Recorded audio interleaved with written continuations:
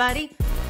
Today is the letter L, which is fantastic. We have so many. We have so many to get through. God, there's so many. It's going to be fun. Okay.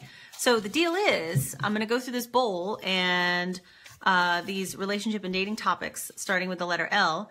And I'm going to try not to spend more than 2 minutes on each one. With this many, I should probably try to be quicker than that. It's time for relationships and dating from A to Z. The letter L. Ding. All right. Ready? Lying. A couple of you wrote this.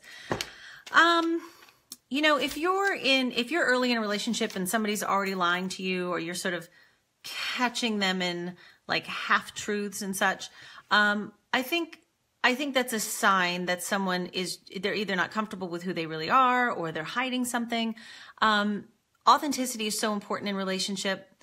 And if you're going to start building relationship and building connection based on lies, then eventually that's going to crumble, right? So, you know, if you're in a relationship already with someone and, you know, it seems like it's been very transparent and open and connective, and somebody starts to lie, then the first question needs to be, particularly if you care about this connection and it's a connection that you want to maintain, the question needs to be, why did you feel as though you had to lie? That is the most important question. It's more important than the content of the lie. It's more important than everything, because that is going to be at the core of why couldn't you be authentic in this situation? Why couldn't you be real with me? Why couldn't you let me know what was going on for you? Why did you feel that you had to lie? Because sometimes that lie, right now, that lie, if you can suss that out and you can untangle that, then it doesn't have to turn into, you know, layer upon layer of mistrust, right? Because trust is really difficult to earn back once you break it. But if you're with somebody right away and they're already kind of like bullshitting you, run. Just fucking run. You don't want to deal with that. Lasciviousness. If you're on a date and someone is quite lascivious, meaning kind of lecherous, you know, we have a tendency sometimes to be sort of a good sport about it. But I think the important thing to remember is that what that person's not really trying to do is get to know you. They're not really trying to get to know you. Like really? How do they even know that they want to have sex with you? Like, you know what I'm saying? They've sort of like, they just want to have sex with you because you're a female or whatever. It's not, you know, it's not. I mean, and if a chick is being lascivious, yeah, and you feel objectified and you just don't feel like that person's wanting to get to know you, again, guy, bye. Okay, so love languages. Okay, the love languages, yeah, it's so funny. His name has escaped me. Gary. The 5 Love Languages is a wonderful book. The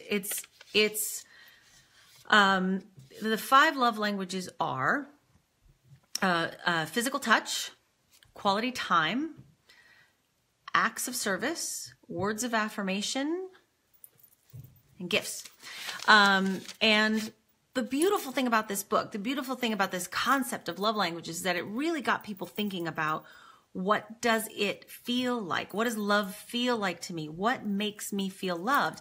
And that's such a great thing, because that's how you can actually open up the conversation and ask for what you need. So the fact that we can really think about, oh, like I didn't even realize it. Like some people, gifts is not their love language, right? And so they might not get you the most romantic, birthday gift or something, but to you didn't even realize that was, your number one love language, right? And so it's really wonderful to get to understand that about yourself, because then you can actually communicate about it and ask for what you need in relationship. What I sort of contend is that all 5 of these love languages essentially come down to some form of presence. And I don't mean with a TS, I mean presence, PRESCENSE. And so that whether like, it's that you're present with this person, because being present, being in the present moment with somebody, that is literally being in love with them. When you are in the present moment, you are in love. You are in love. Okay. It's like a little bit lofty, like woo-woo concept here, but what I'm saying is that if somebody's in your mind, you see something and you are literally present with them and you're buying them something, right? And you bring it to them, that thoughtfulness says to that person, oh, I wasn't in your physical space, but I was present with you. And when you do acts of service, that's the same thing, right? It's like, I'm present with you, and I'm helping you, I'm supporting you. I would say that all of them ultimately come down to, I see you, I'm present with you. And, but what I love about the love languages is that it really breaks it down into these sort of concrete things that you can actually kind of learn about yourself and communicate, which is wonderful. So I recommend the book, Lobster. I think this is the girl that put kites in yesterday. You woman. Don't eat it on a first date. It's really messy and complicated, and yeah. Letting them down easy. You know, when I work with clients who are dating and they have to let a guy down easy, and I've talked to men about this too, it's really interesting. I mean, ghosting is kind of an issue these days. You know, people just sort of disappearing, and you know, we all have our certain level of like, well, if we've texted back and forth 3 times and that's considered ghosting, what if it's just like 1 email? Is that ghosting, or is that just like gently showing non-interest? I don't know. Everybody has their own thing. So you have to live by your own code, okay, when it comes to this.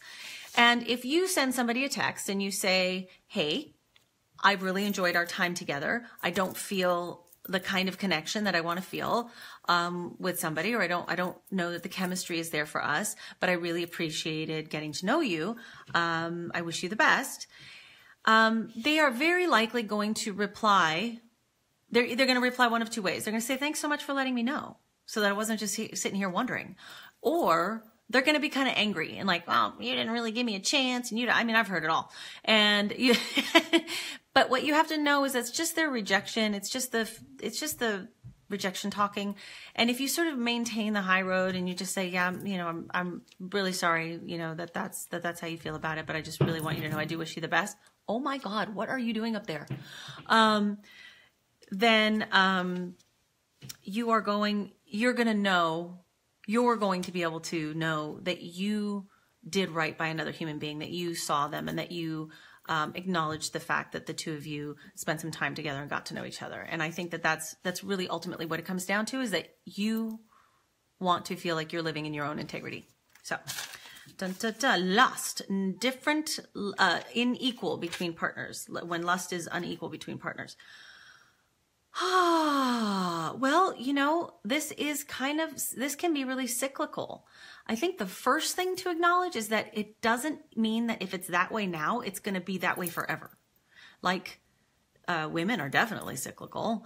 And I don't just mean by monthly, I mean like by decades. So, if you have differing levels of lust, I think that it's important to have as much fun with that as possible. Try, you know, so much of this is like emotional, physical, hormonal. Somebody could like have a new exercise routine and like suddenly they've got more testosterone and they're like all jazzed about it. And so it's personal, of course, in the sense that it is personal in your relationship, but try to recognize that your partner's sexuality and their sex drive, so to speak, and their libido is not, it's not some reflection of like you or your failure or you're the, you know, like whatever. It just is. And so if you can approach it and go like, hey, so I noticed you've been wanting to have more sex than I've been wanting to. I imagine that might be a little bit frustrating for you, or I imagine that might be because you're exercising more. Is that true? Is there anything you need from me? Is there another way that I can provide for you? Is there, you know, like, I mean, really just try to just name it and have a conversation about it. Because again, like it could be that way for 3 months and then all of a sudden it flips, it changes, right? And so, so remember that if it's triggering fear in you, that you just really have to name it. You just have to just acknowledge it and see if you and your partner can have like a real kind of practical conversation about it. Okay. And have fun. Okay. Living together. The thing I would say about living together is that if you move in together, breaking up is just like, it's just as, it's just like a divorce. I mean, you're gonna have to split up your shit. You're gonna have to deal with the lease. You're gonna have to deal with, I mean, it's just like, so like, I personally, you know, I see people dating like not very long, like 4 to 6 months, and they live together because it's like, oh, we're sleeping in each other's houses all the time anyway. Maybe you shouldn't be sleeping at each other's houses every night. Maybe you should have a little bit more autonomy. Maybe you should be taking care of your life and your sleep and your health a little bit more. If you're sleeping in each other's houses every night, that's one thing, but moving in together is a bigger deal. I mean, I used to say, you know, not everybody's ultimate goal is to get married here, but if your ultimate goal is to get married, I would not move in together unless you're engaged, because it can be a placating thing. It can be like, okay, well, we'll move in together, and then there's really no intention of getting married. And so you want to be careful that you're not just sort of, and not only that you're just sort of being like conveniently kept in the relationship, but also you don't want to get married just because you're living together, just because it comes next, right? You want, like, that's what happens. It's like, well, this is fine, or we have problems. Well, I'll really be happy when we get married. Yeah, that never works. So, so living together is a really big deal. Really big deal. Like, you're going to deal with finances, you're going to deal with dishes, you're going to deal with laundry, you're going to deal with mess, you're going to deal with family, you're going to deal with friends, you're going to deal with their video game habit, you're going to deal with all kinds of shit. So before you live together, oh, if you've both got kids, you're going to be dealing with that. So, all right. Leading on. Okay, leading on. Yeah, it's so not cool. Yeah, I think if you're leading on because you don't want to be a bad person, you need to ask yourself, why do I think I owe someone a relationship? Why do I think I owe this to this person? If you're leading on just because you're sort of bored, then you need to find a way to be less boring. I mean, this is really important. Like, if you're leading on, then you're not operating in integrity. You're not operating in honesty. I'm not saying 2 or 3 dates is leading on. I think sometimes that we want to give somebody a chance to be, to show another side of themselves, or to be less nervous. You know, that's not leading on. Leading on is when you're really like kind of keeping somebody in your back pocket because you want to have somebody to have sex with, or you want to have somebody to go to movies with, and you're not really being honest with them about what your feelings are. And again, if it's this thing of like, well, I just sort of feel like I don't want to hurt this person. It's just, you don't owe anybody a relationship. Okay. And you're not doing them any favors. So get over yourself.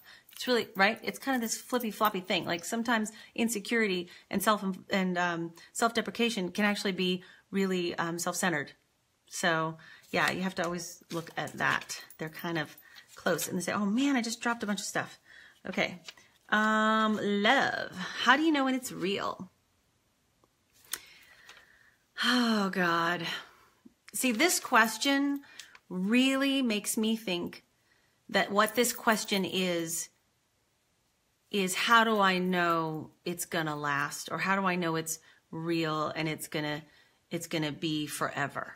Or how do I know, yeah, and you don't. Love is love. Love is love. Again, you can love somebody and not be their life partner, and it can be real love. That's the truth. That's what we don't want to admit. We have this paradigm that if it's real love, then you're going to wear a princess dress and you're going to get married and it's going to last forever, and she's going to cook you dinner every night, and he's going to, like, be the perfect father, and you guys are never going to fight. That's bullshit, right? That paradigm is nonsense. To love someone is to be loving. It's to be loving. It's to choose each other every day. It's to love it's to love without guarantee. That's how you know it's real, right? When you can, like, you love that person so much that if what makes them, here you go. Here's how you know it's real. When you love somebody so much that if they fell in love with somebody else, you would want them to be with that person because you just want them to be happy and you love them and you care about their growth. I'm not saying it wouldn't break your heart. I'm not saying that wouldn't just make you really sad. But when you love them so much that you just want them to be happy, then that's some serious love. But whether or not it's real love, I mean, you know what? Like, the love you had in high school, that was real love. It was what it was. That was the love that you felt. That was what kept you wanting to be in that person's airspace, right? Love is appreciation, gratitude, patience, adoration, all those things. So it's all real. It's all real. Now, if you're loving from fear, if you're loving from insecurity, and you're loving from attachment, and I'm just afraid to not have you, no, that's more of a fear-based attachment than it is love. But if what you're looking for is guarantees, you're going to limit yourself. Laughter, yes, always good. Laughter, laughter. You know, people always, like, guys will say to me, like, why do girls always want somebody who's funny? This is going to get me in trouble for saying this, because it's going to sound like I don't feel that women comedians are funny, and I do. I think they're fucking hilarious. So here's the thing about humor. Humor is actually a grounding, linear masculine energy. Okay, and so, you know, like when there's chaos, and then boom, something funny happens, and it's like, it grounds it, right? And so that's that masculine energy. And so I think that's why women are like, if they're craving the masculine, they sort of crave that humor too, because it's sort of grounding. And again, we all have masculine and feminine energy, and like women who have this, like, you know, amazing grounding humor are, you know, awesome. So it's not that you can't, the male-female thing. Whenever I say masculine and feminine, I don't mean male-female. Loss.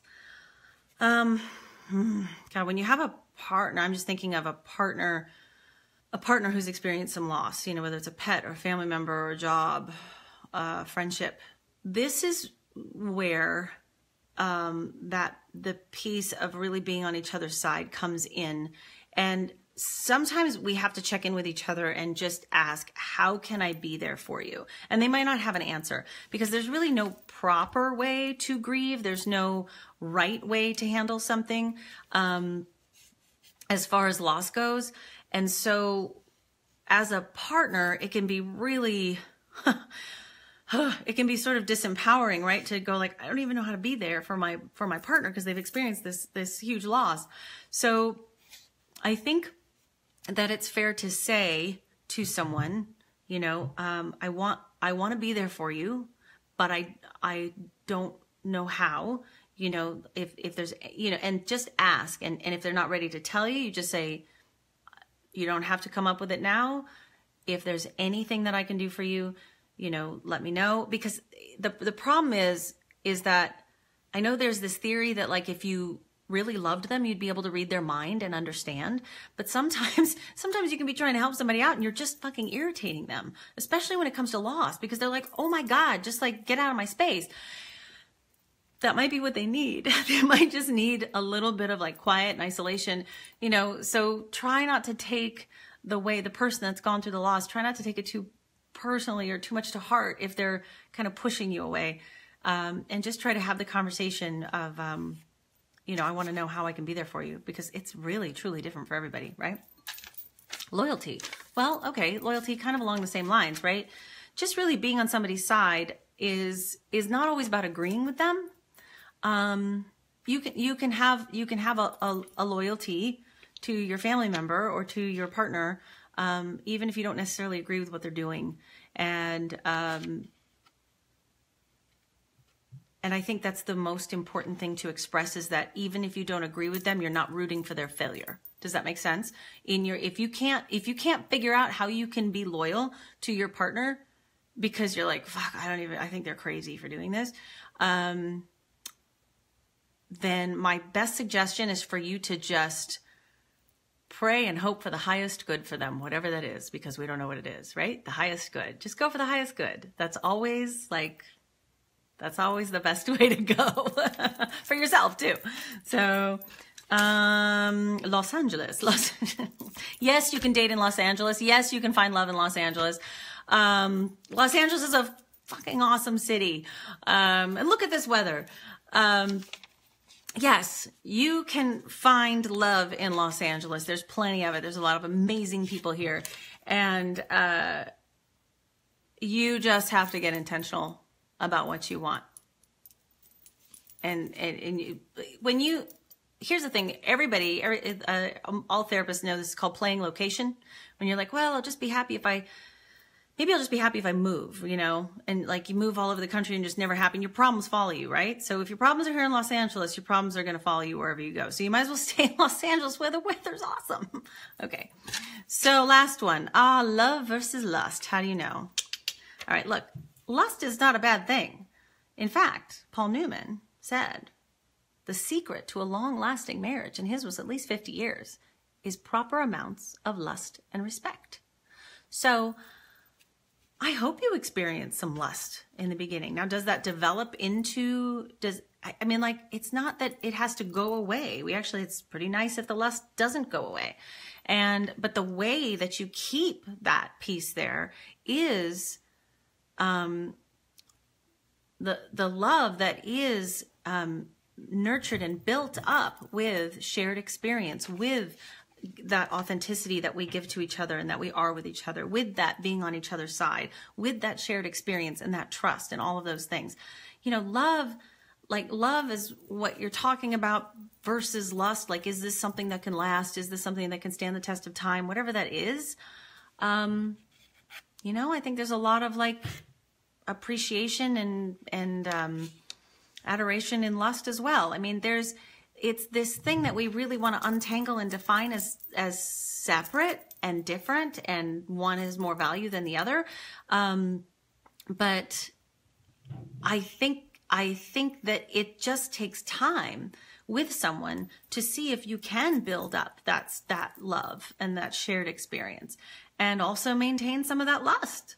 So, because over time, your primary love relationship, to make it different from your business partnerships and your roommates and your friendships, you want to have a little bit of lust, right? You got to have that awe factor.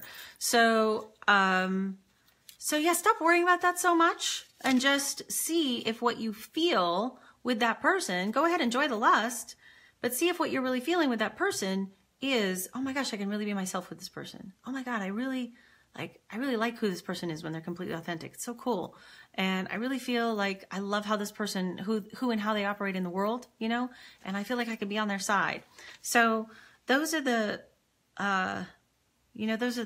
gratitude, patience, appreciation, lust, lust.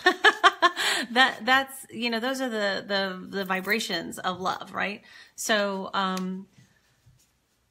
don't worry about it so much. How about that? Don't worry about that. Enjoy the lust. So that is relationships and dating from A to Z, the letter L. See you tomorrow for the letter M. M for Mark. Bye.